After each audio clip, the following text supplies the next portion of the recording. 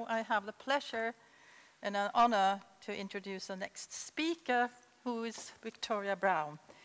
And you are the founder of Kaleid Editions, an impressive initiative to exhibit and distribute European-based artist books. Kaleid Edition is also an open submission and networking event. And Kaleid Edition, again, represents an exclusive collection at the London Art Book Fair. Actually, the winner of 9 Birgit Schöll Awards for excellence in artist books. On behalf of Kaleid Editions, you are touring to international art book fairs and public collections, such as Victoria and Albert Museum, National Art Library, Museum of Modern Art Library, Pompidou's Kandinsky Library, and several others. Victoria Browne, your artistic production draws on public special collection, appropriate material research, applying traditional as well as innovative print techniques. You have a lot of, you won a lot of prizes, and you were nominated the Jill Saunders Senior Curator of Prints at the Victoria and Albert Museum, and shortlisted for the British Arts Foundation Printmaking Fellowship.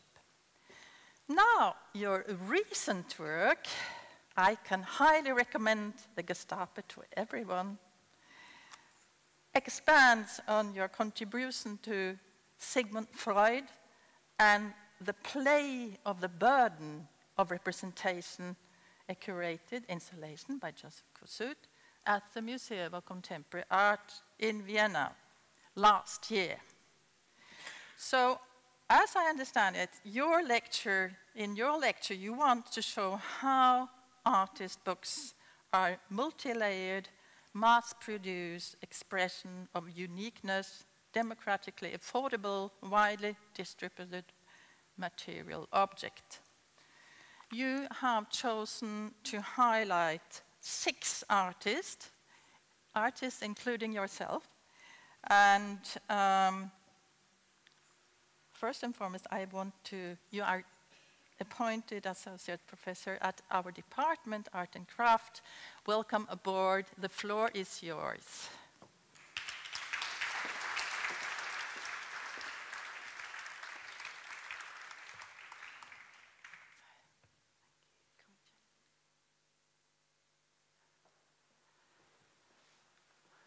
This needs to come on. And the lighting needs to come down. Remember from yesterday? This needs to come on. Sorry, it might take a couple of minutes, I apologise. Adam, could I just ask for this light to be turned on, please? And for these lights to turn white and to be dipped down, please? Okay. We're having a bit of interactivity, I think, so great, thank you.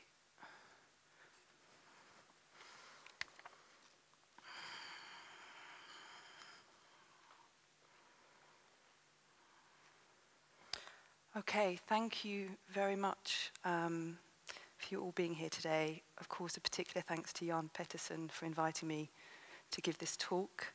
Yeah, a fantastic thank you to Max. That was a great introduction, actually, to the history of artist books. So I hope you're interested in artist books, because it's going to be another 30 minutes of current, recent publications.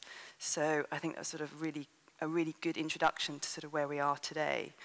I'm going to slow the pace down a little bit. As Olga mentioned, I'm going to be talking about 6 books.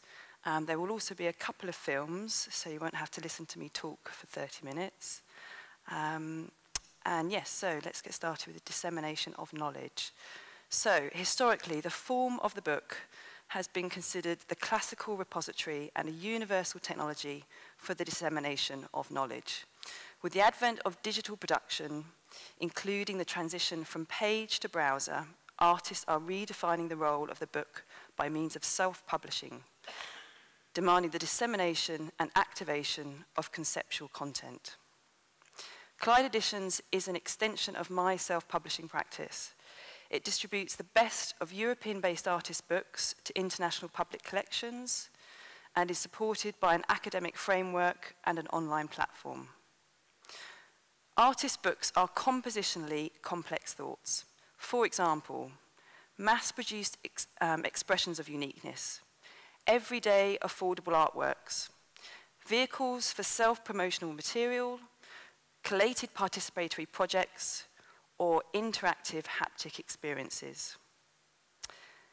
These 6 artist books will give evidence to support this statement, to explain the rationale, content, choice of materials, and print technologies, channels of dissemination, and types of audience engagement. All of these books were submitted by the artist to Collide Editions, selected for our annual showcase in London, and are now held in major public special collections internationally. And just on which note, for those of you who weren't able to make the tour this morning, there is an exhibition in the library that will be running all week, displaying the current selection for this year's Collide showcase. So you are welcome to drop by there any time, because the librarians are will be invigilating that throughout the week. Right. Okay. Now, with any luck, this is going to work. Let's see what we've got. Here we go. So, what to do? What to do, what to doin' is a publication by Sebastian Fontaine. It was originally published in 2010 as an edition of 300. Its current form is in its 3rd edition of 500, published in 2015. He worked with a designer, Ingeborg Chef, and the publication is under his own imprint. And I've also been able to get a couple of quotes from the artist as well, so they've also been able to give some feedback to what's happened to this work and where it's gone and how it's been disseminated. So Basque is quoted as saying, "About 10 years ago, I visited a party. I met a few people whom I didn't know, and they asked me what kind of work I do. I told them that I'm an artist with a job on the side. Then some of them gave me unsolicited advice on how to make money with art. For example, whatever you do, just don't stay in bed all day, if only to avoid the stereotype of the lazy artist. And I thought this was well meant, but also a little strange. So when I got home from the party, I wrote down the advice. After a few years, I showed the collected advice to a friend, and she was very enthusiastic. In fact, she advised me to make a book on it. And this is the outcome of the book. So What to Doin' was originally published in Dutch for a local audience at an accessible price, and was designed to attract attention with its use of both colour and text. So Fontaine began representing What to Doin' at local art book fairs, and through the ensuing conversations with his audience, the artist realised that the unsolicited and often amusing pieces of advice translated across national boundaries.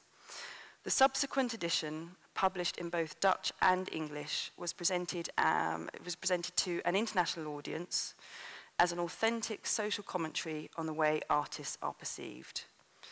So I'll just give you a little bit of demo about that. You can see on both sides it's printed. So on one side it's printed in Dutch, and the clever solution to that is the other side is printed in English. So that allowed him to disseminate the work to a larger audience. And the book itself contains only text, and the text is in both languages, and I can read out a couple for you, see if the humour translates. How about a business card? Do you need to have a business card? Or that one, something else. Oh yes, just sell one piece at one of those rich person's clubs, because when one of them buys from you, the others will too. If you don't sell, you don't sell. Make a booklet that can be used as a promotional gift.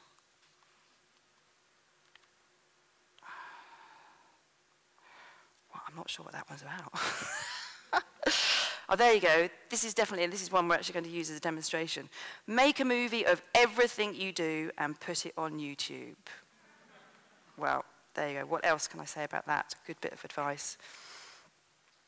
Okay. What to Doin' was awarded the Arts Libris Prize in Barcelona and the Sheffield Artist Book Prize, leading to a solo exhibition in England. Fontaine continues to represent himself at art book fairs, on social media, and through a website and online shop for his self-publishing imprint.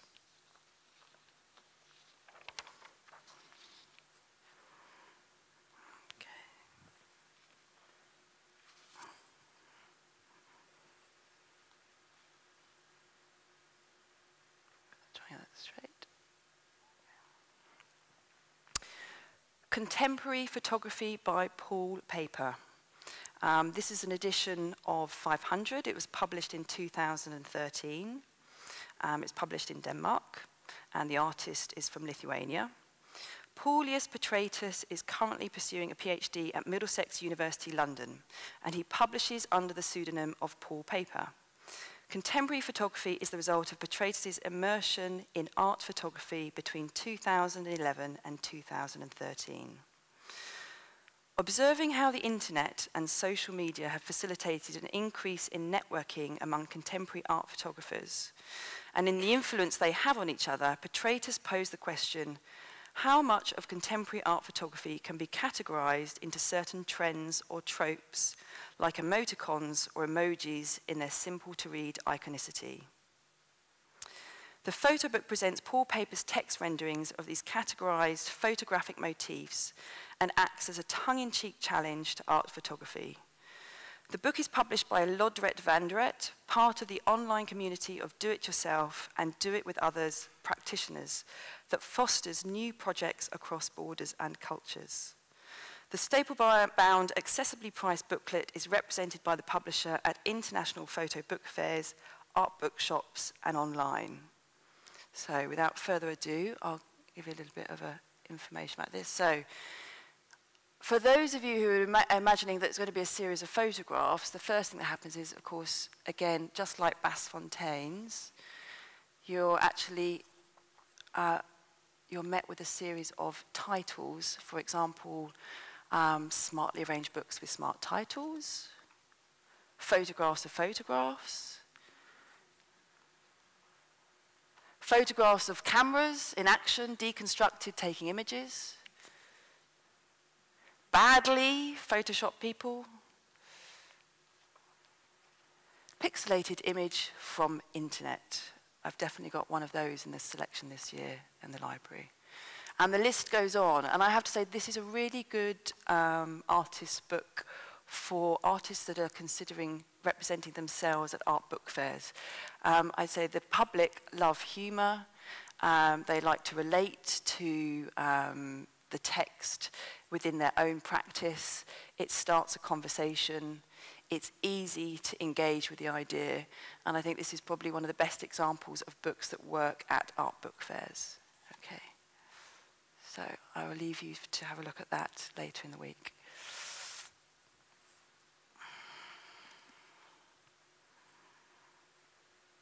Whoop.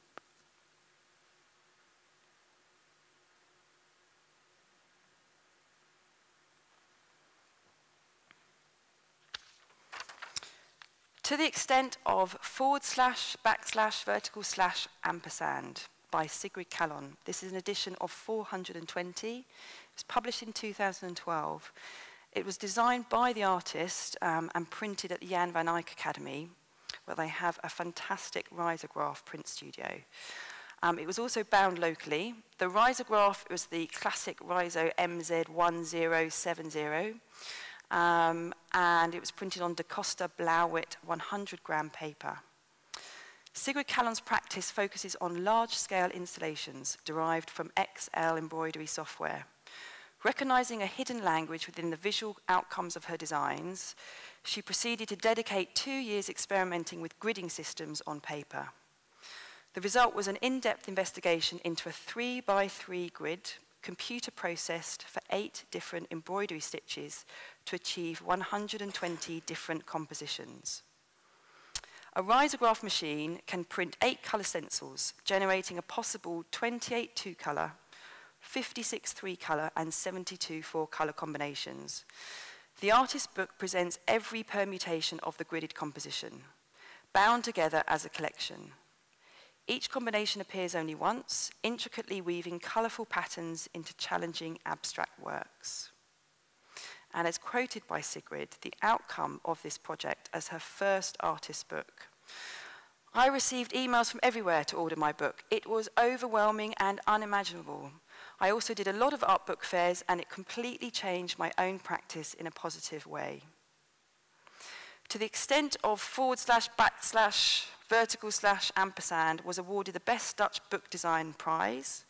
The publication, supported by printed ephemera, including posters, stickers, and badges, led to further art installations and design commissions for textiles, Italian eyewear, and infographics. Callum continues to represent herself at international art book fairs on social media through a website with an online shop. And to update on that bit of information, her most recent output has been a series of swatch watches. So as an example of an artist that works predominantly through her design practice, you can see here the really bold use of the graphics and the colour that the risograph can achieve. This book, it was sold out within less than a year. And interestingly enough, as Max was talking about the idea of perhaps editioning and the size of editions, it is not uncommon for artists to republish a book that sells out. But in this instance, Sigrid decided that this was a unique edition, so there will be no further editions of this.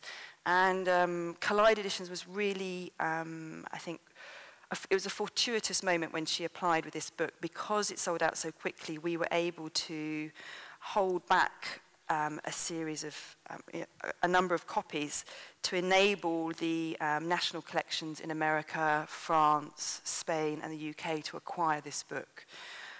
Yes, so if you go to the Kandinsky or the V&A or MoMA, you will be able to look at this work.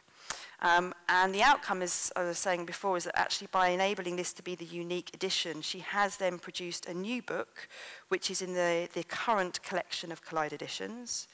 And it's also led to her practice, a sort of an explosion within her work, within her practice. She's been asked from all over the world to exhibit large installations, to design swatch watches, Italian glasses. So as something that started in the simple book form, it's expanded into many different practices and areas of the arts. Okay.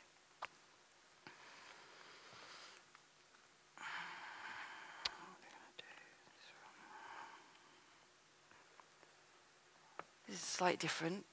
It's a little bit harder to see, I'm afraid. But I'll explain exactly what you're looking at. Amnesiac Patina by Liana Lang. Now, this is an edition of 25. This is a good example, actually, about not being required for a particular number within the edition. So Collide Editions does represent books, anything from editions of 10 to in the thousands, because we are exclusive and small in the number that we represent to the public collections. Collide Editions' inaugural commission was supported by Arts Council England and is an original sculptural photo book incorporating patinated bronze resin casting. So what you're actually looking at is the bronze resin cast that was made originally by Liana as a maquette, which we then took a mould of, and I then had to learn how to bronze resin cast, which was a learning curve in itself, so they are dissemination of knowledge. I now know how to sculpt as well as make books. In it, Liana Lang examines communist-era monuments and acts of political iconoclasm. Her photographs document statues relocated in Budapest Memento Sculpture Park, whose authority is subverted through the interventions of lifelike body casts made in the artist's studio.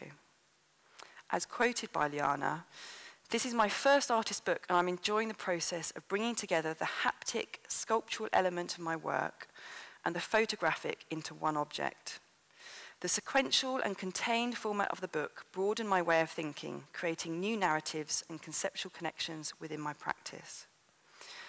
The commission was intended to represent to a wider audience elements of an ambitious, ongoing photography project the artist is currently engaged in.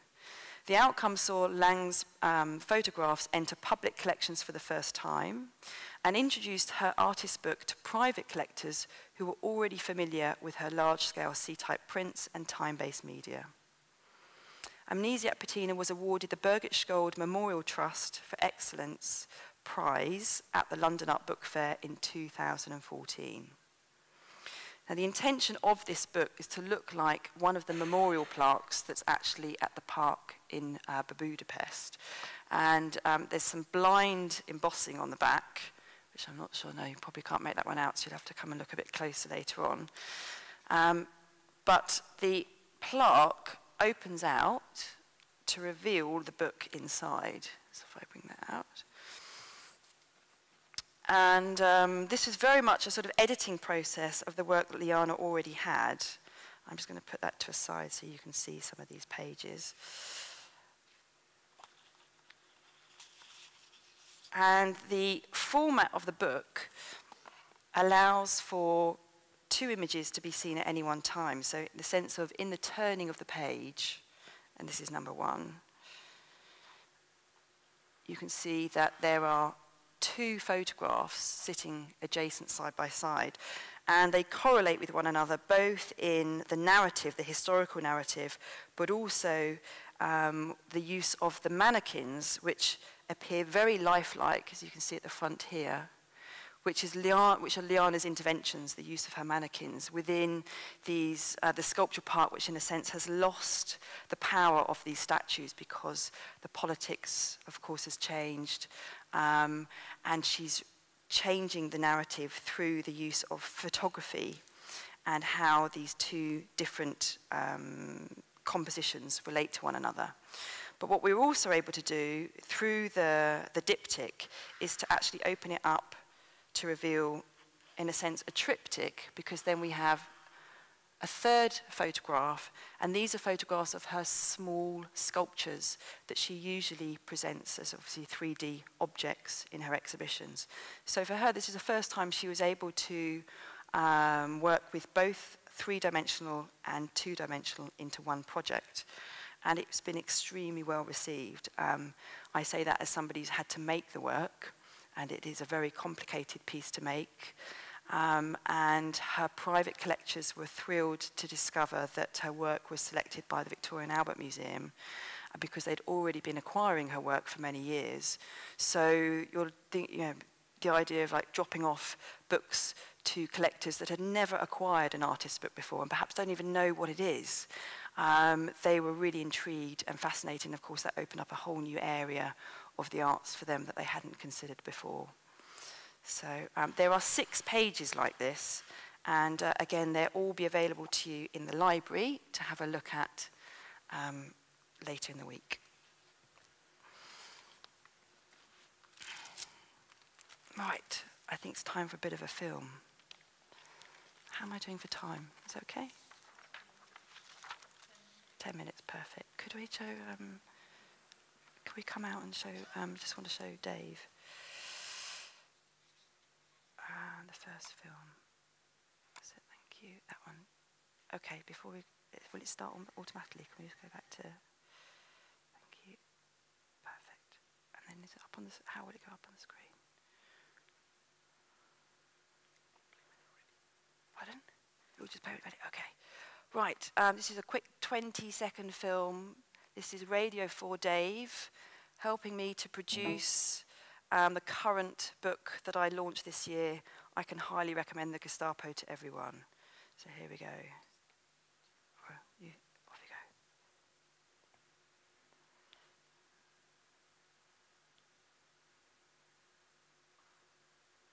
Here he is.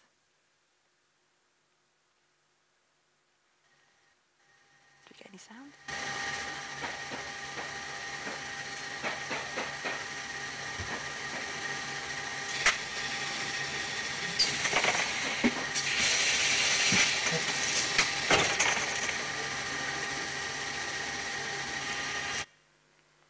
Okay, so that just really reflects how I'm currently working. So yes, I have a printmaking practice. I make artist books, but this is a really fantastic opportunity for me to work with the industry in the sense, the reason he's called, that Dave is called Radio 4 Dave is he's sort of in semi-retirement, and he's the only one in the factory that listens to Radio 4. Everyone else listens to some sort of capital pop music. And he came in specifically for this project because the foil blocking that was used was large. And this is the logistics that you have to deal with as an artist. You know, you have this great idea in your head of what you want to do, and then you think you're going to click a button on a mouse, and it will all happen automatically. And actually, making books is a practical, sort of puzzle-solving, constant problem dealing with sort of activity. And I absolutely loved working with these guys in the factories. I worked with 2 different factories, one for the foil blocking and the other for the HP Indigo press. And I'm just going to show that book. Will that come up automatically to bring the Cambria? Thank you. So you may have seen this, it's a little bit obviously wet outside today, but this is in the vitrine at the front of the school. And as you say, it's a pretty loud title. I can highly recommend the Gestapo to everyone. So let me give you a bit more information about it. This, yes, you know it's printed on the Indigo press. The artist's book expands on my contribution to Sigmund Freud and the play on the burden of representation, a curated installation by Joseph Kossuth at the 21st House, Vienna's Museum of Contemporary Art in 2014. Now, this project began as a free booklet that I made, physically made as an edition of 1000, and it was distributed during an exhibition at the Freud Museum in London.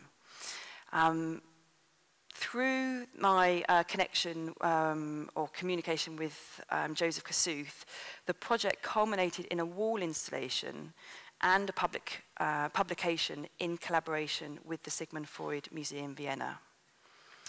The artist's book draws attention to the fallibility of print. Publications quoting, "I can highly recommend the Gestapo to everyone," refer to the few words that Freud purportedly wrote in German after his signature in order to be granted his exit visa. Although this account was proved incorrect 50 years later, the mythical narrative perpetuated by the internet's aggrandizing convincingly emerges as historical truth. Citations implicating 5 biographies published between 1957 and 2009 are presented with tipped-in plates of Freud's unoccupied home in Vienna, obscuring his personal artifacts relocated in London. So I'm hoping you'll be able to see some of these pages, and if we open it on the inside, that just gives you a little bit of context to the project. And one thing I was able to do was, as I mentioned, the exhibition I was in, Joseph appropriated my work. In fact, he appropriated everybody's work. And instead of calling it a group show, he called it a curated installation of his own work. So I thought perhaps I could do the same thing. So I called him up when I was making this publication and asked if I could appropriate his work, which he couldn't really say no to. So I've been very fortunate. He agreed to allow the 0 and Not, which is his large-scale installation that usually traverses around the gallery. This is actually the writings of Sigmund Freud in German that's been redacted. And that's as the insert of the page. And of course, then it also relates back to the group exhibition that took place last year.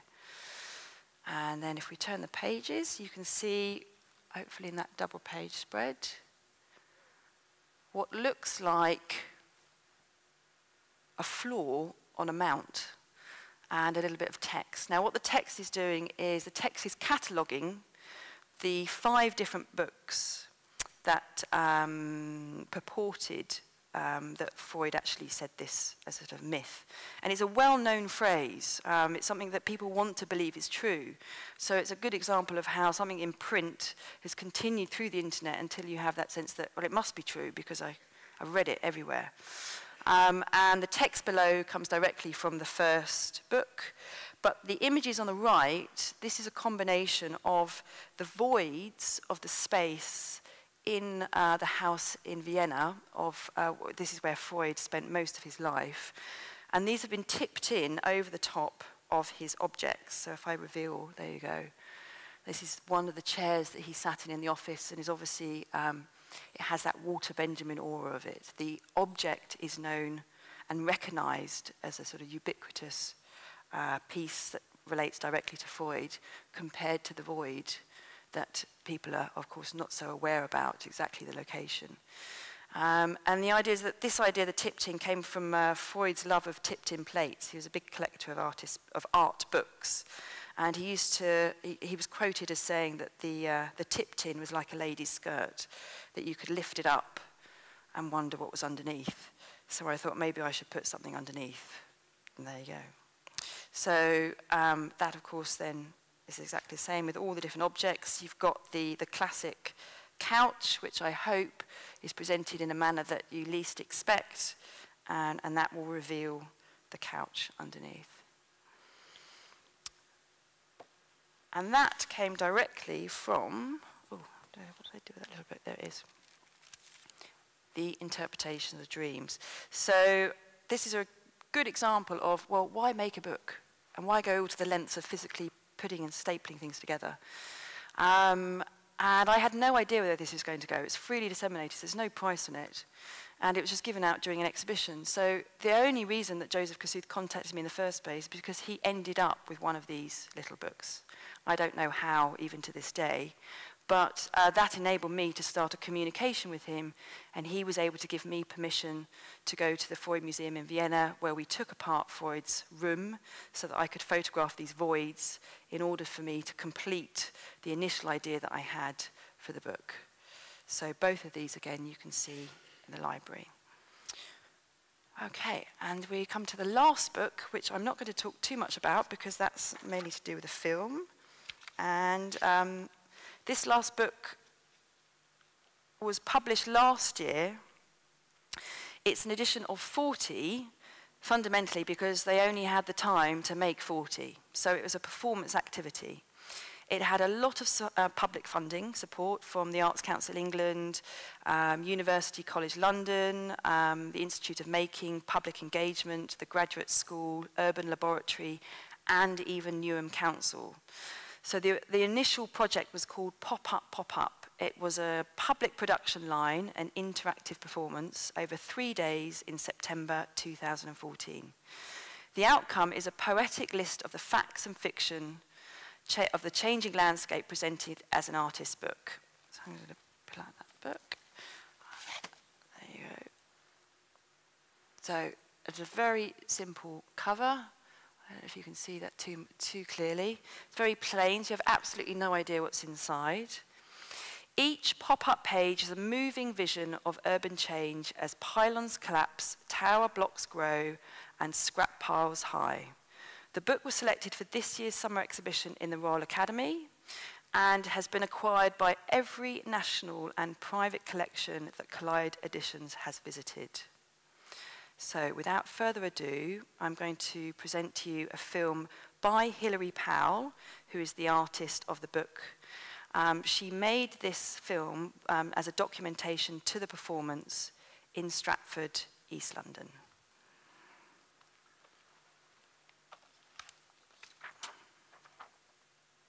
Just press play. Okay, thank you.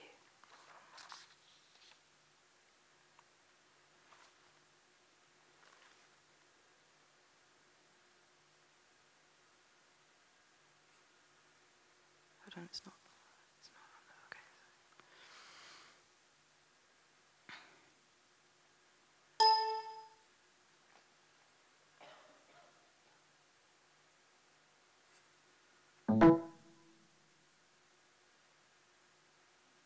This is a poor performance in itself, isn't it?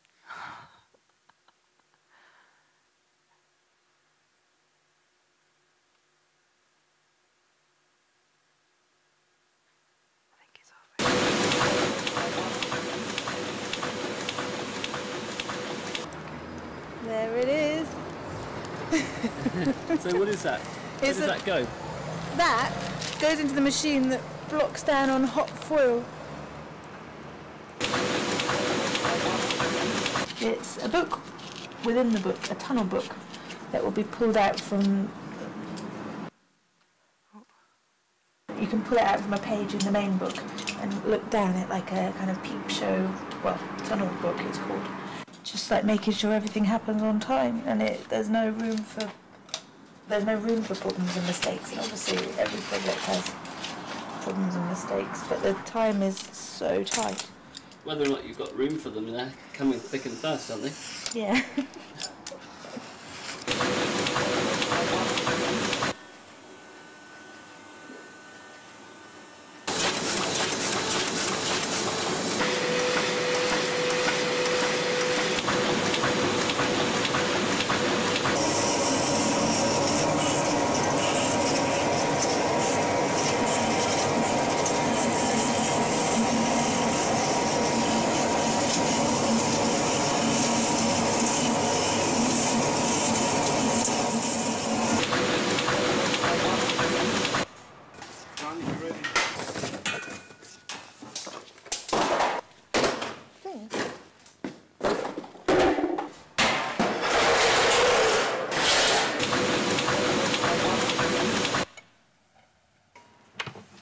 She handed us over this sample of her pop-up books.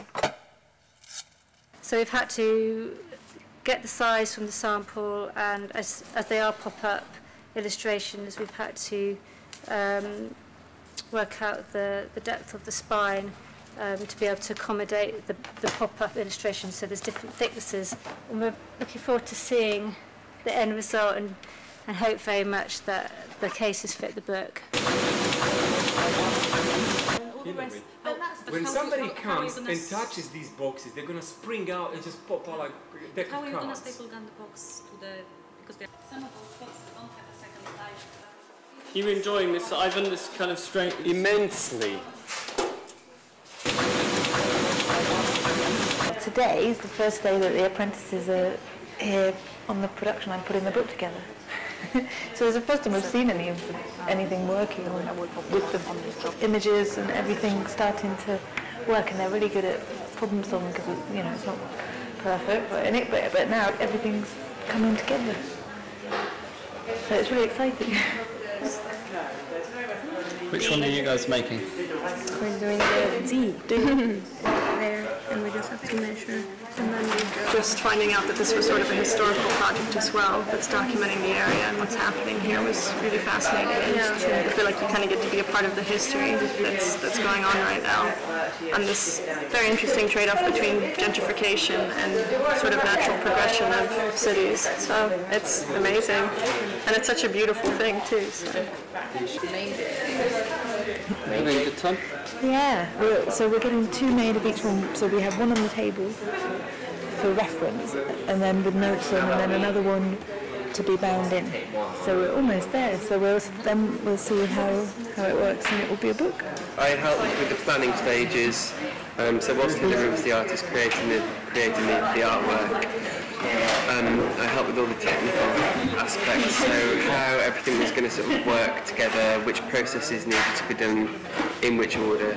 So it's been an incredibly complicated project to plan because there have been so many separate elements that needed producing up to this stage now, and obviously we are still producing because we're actually assembling and making the book. Here's the double-sided. This one is... It's just This is a rather wonderful... What's that one then? What's that picture of? Is that the sewer itself? It's looking through the sewers. It's a pop-up sewer. It's hard, I don't know if you can... Is that the first pop-up sewer that's ever existed? I should imagine so. I don't think the Victorians went in for paper construction for sewers.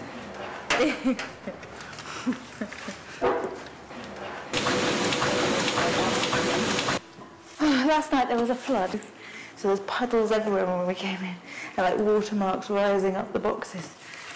But we seem to be all right. Couldn't believe it, like the acts of God. Hello. The text on the side panels is like a bit of a reference to like illuminated manuscripts and kind of wanting to write in the margins, because this is more a marginal history of it. So then you'll have a piece of card with like the fold down the middle and the fold along the bottom. it looks so difficult, but once Hillary's explained the basics, fantastic, fantastic. I'm a bit over-enthusiastic with the glue, though. I think it's remarkable. Having people whom you have actually trained to put, because this is extraordinarily complex work, getting it all put together like this, it's a magnificent effort, you know, on everybody's part. If you knew now what, you know, how much hassle this was going to be, would you still have done it?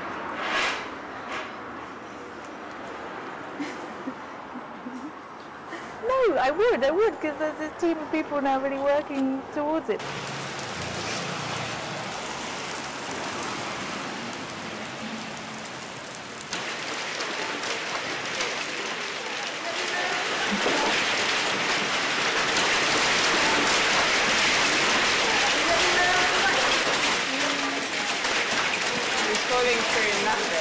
The hailstones are like this big. Is it okay at this workstation? Yeah, this one's got away apart from the hailstone that landed just here. I don't know how that got in. In the door. Oh.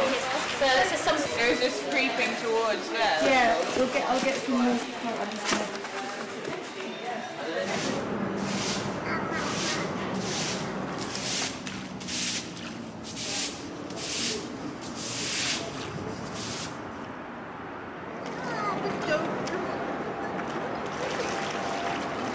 How's it going now? Good. You might fall in at any second. Good. I mean, really good now. They're really like going through it. So we're getting. I just wish we had another 2 days before we're kind of finished, and we'd make like we'd really get through it. But we've only got 1 hour tonight, and then tomorrow. I know. I'm really happy, and it's going smoothly. We're making many work, but I'm just worried about this water.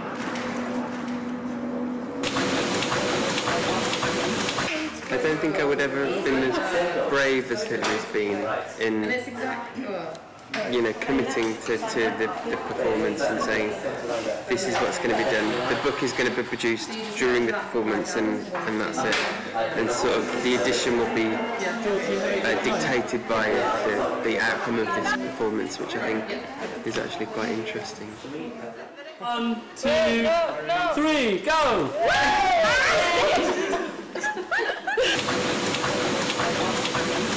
D to IJ is what we're missing. But wait, how many have we got? 42, 43, 44, 45, 46, 47, 48, 49! Really? We just need one more D. I think so. 43, 44, 48. Oh, we need 2 more. What are we on? We're on 48.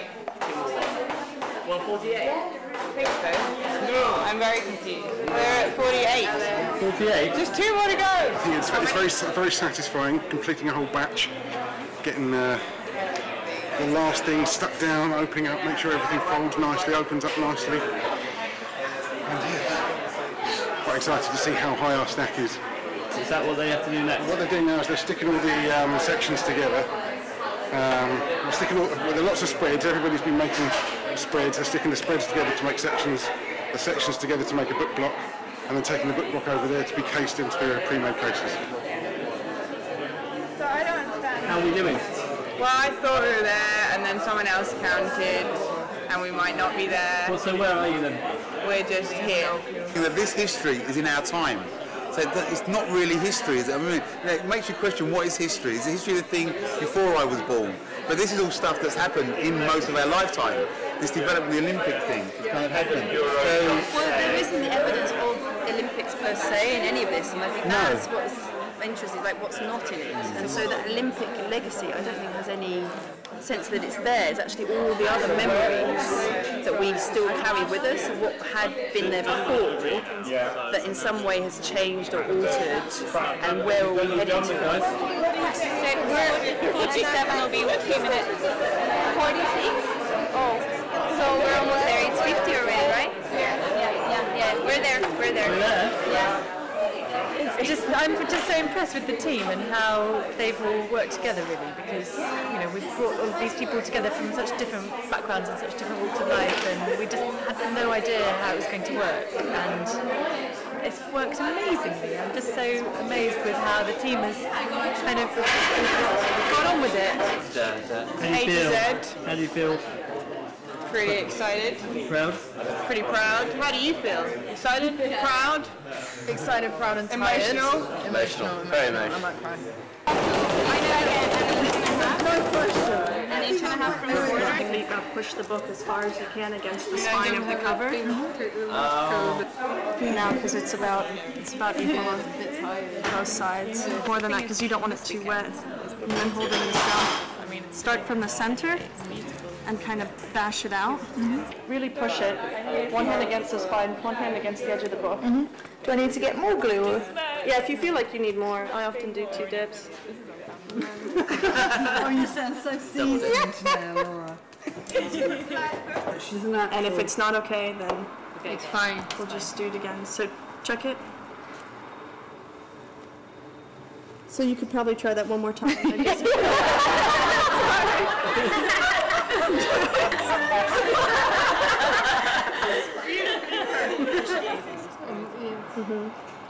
That's it. And then press, exactly. And then put it down. Check it, check it, check it. Oh!